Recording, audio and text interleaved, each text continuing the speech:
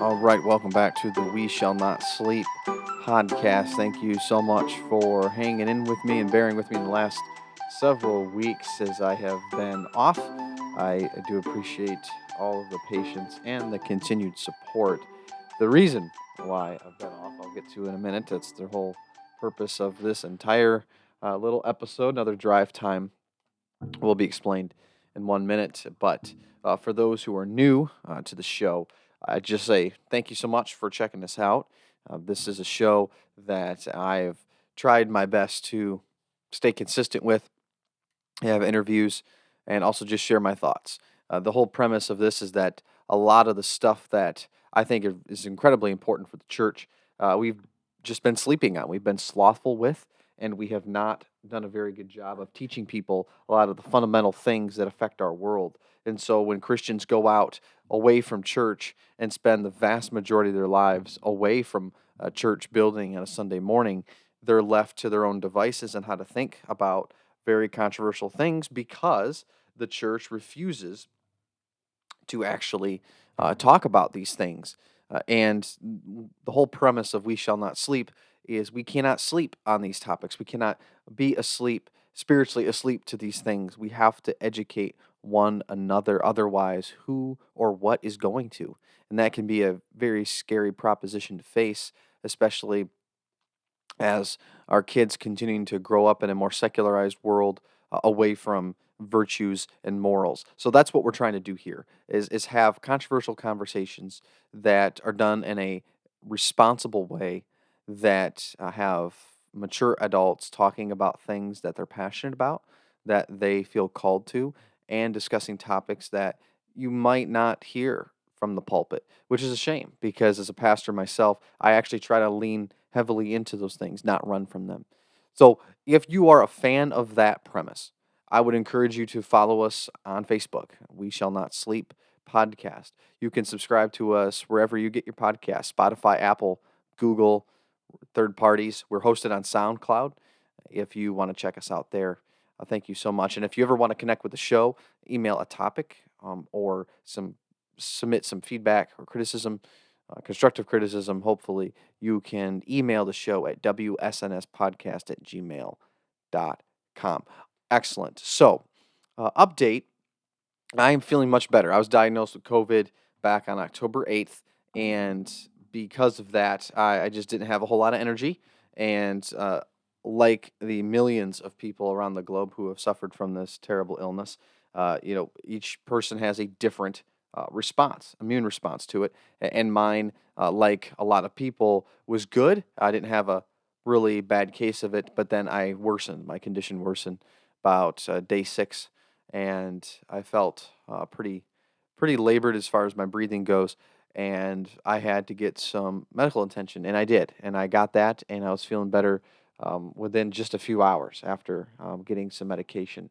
And so, thank you for those who have been praying. Thank you for those again who have been walking through a lot of this, with me and asking for updates. I really do appreciate it. Unfortunately, at the same time, both of my parents also contracted COVID, and they did not respond as well. So they're still battling. So I appreciate the continued prayers.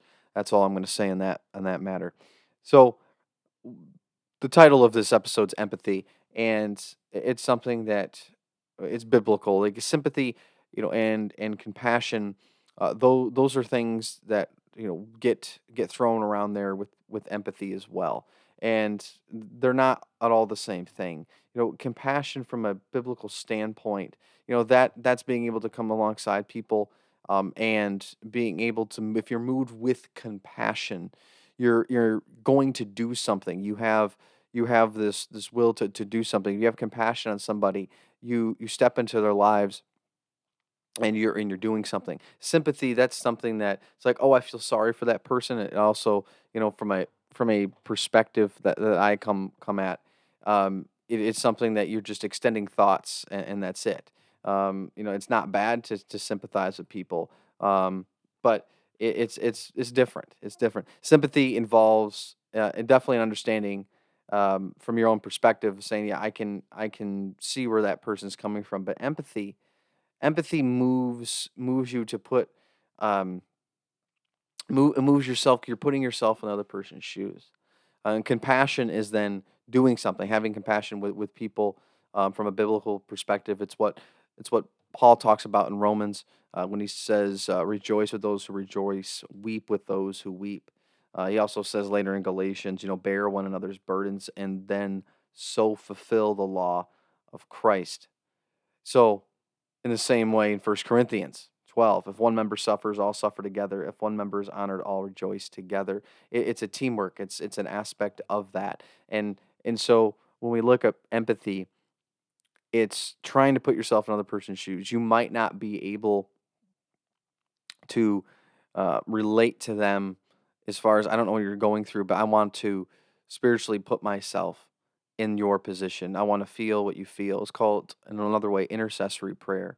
Is when you're asking Father to intercede on their behalf, stand in the way, if you will, and try to take on that. And I know the prayer warriors out there who ask for that burden to be alleviated, or ask that they share and they partake in it. They come alongside people physically and spiritually, emotionally, and they offer that support. They mourn with one another. And from as a Christian standpoint, we spiritually believe that we can share those burdens with one another, and that goes beyond sympathy. That goes beyond saying, "Yeah, I can relate to that. I can sympathize." But empathy, stepping in, and the compassion there, as well as the action that follows the empathizing. And it's hard to do that when you can't relate. Our entire culture, we're based on like relatability socially, and how we can, when we spread gifts or memes, or share a joke, or we make a cultural reference to a movie, a TV show, a song, something in our culture, that's a lot of empathizing in a way, because you're trying to share in this relation. You're trying to have this common bond. And that's been something that's more ubiquitous in my generation because of communication and because of the widespread use of technology. You can connect with people that, instead of talking about, something, did you read this book, which takes a lot of time, before the advent of the internet and smartphones. You have to partake in something either together, physically, like go see the same movie, or you'd have to read the same book, or have been part of the same conversation, which for a lot of people, that might not, bother them. But as far as like the efficiency and the quickness in which you can relate to one another, and partake in social events with one another, is so much faster, because the way that we relate to one another is media driven, and it's on our phones, it's on social media. Stuff is instant. I don't have to spend 2 weeks reading a book, and then we can talk about this thing that ties us together. And so we're constantly looking for that relation, and that's something that's affected me too, in regards to COVID, because my entire experience with COVID has been completely non-existent.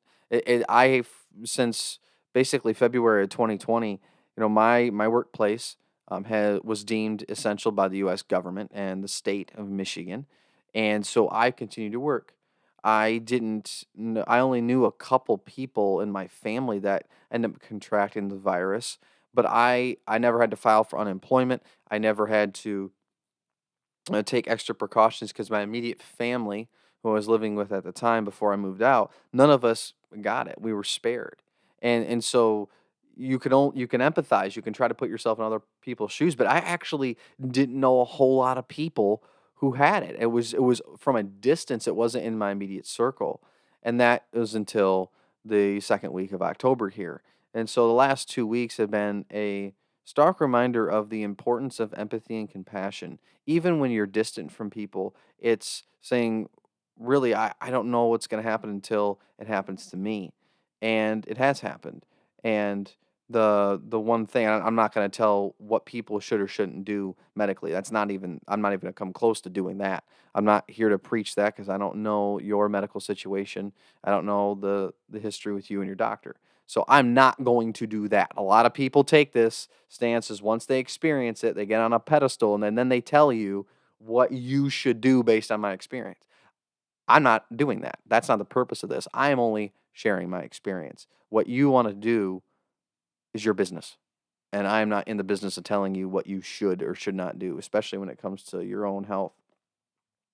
Just for me, personally, my family and I, we've certainly gained some perspective, and that comes in life, being able to say, well, I had these maybe preconceived notions, or I didn't have any at all because I didn't know what to think because I'm hearing different stories from other people, and this transcends COVID, right? This is talking about opinions or experiences in life, and you can take this into maybe a political realm, like you have this one viewpoint, and then once you come in contact with maybe another person or another perspective, it changes potentially, and that's connected with humility. And I think empathy and compassion requires humility. It requires you to get out of your own way and put yourself in the other person's shoes and walk with them through something, saying, maybe I don't agree, or maybe I can't relate on the experiential level, but I'm going to walk through this with you anyway. And I almost owe an apology for those people that I knew who got COVID, um, because the personal experiences were all over the place. You didn't know what was going to happen, and now that I've seen my family still deal with this, and I've experienced it myself, it's been a reminder to me of that role of empathy and compassion in the lives of us Christians, and how it's very easy to not necessarily dismiss, but to say, "Oh man, I'm sorry, I'll be praying," and then that's it. What if there's another step we need to do? What if it's offering assistance, which I've been, by the way, a recipient. Thank you for everyone who in my family and friends, my congregation, who has reached out offering, "What can we do? What can we do?" That's going the extra step. And maybe you can't offer anything, but maybe sometimes we offer prayers. That's our default response, and then we forget to pray. What about that? Sometimes I am just as guilty as that as the next person. So those are just some thoughts today. I don't really have an underlying like message to preach to you, other than maybe it's important for us to remember compassion and empathy. Empathy starts it. And it starts by getting out of our own way and truly loving that person and bearing with each other. Just some thoughts. As always, may God bless you and may God keep you.